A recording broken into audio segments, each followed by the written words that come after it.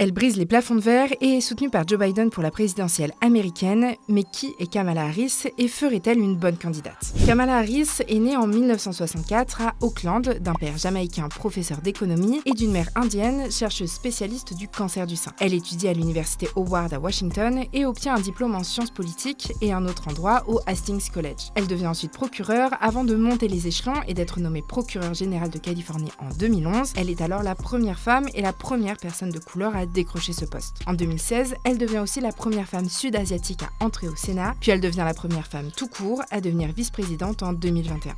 But while I may be the first woman in this office, I will not be the last.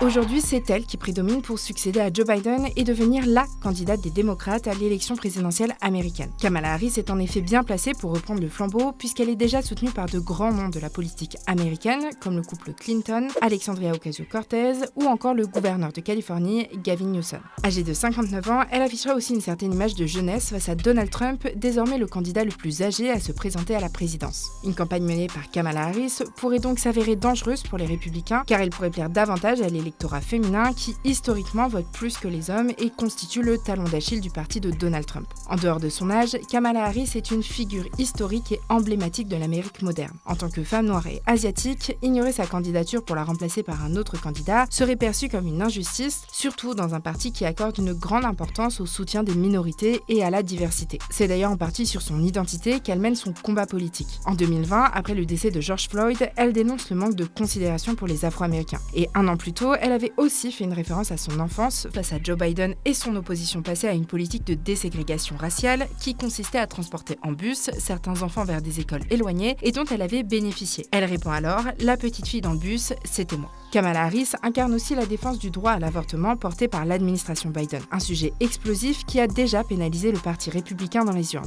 Malgré ses atouts certains, rien n'est encore joué pour Kamala Harris. Pour se hisser à la tête des démocrates, la candidate doit encore se plier au vote des délégués du parti lors du congrès de Chicago en août, mais c'est a priori une formalité. Kamala Harris devra ensuite faire taire les critiques sur son manque de visibilité, de leadership et de charisme.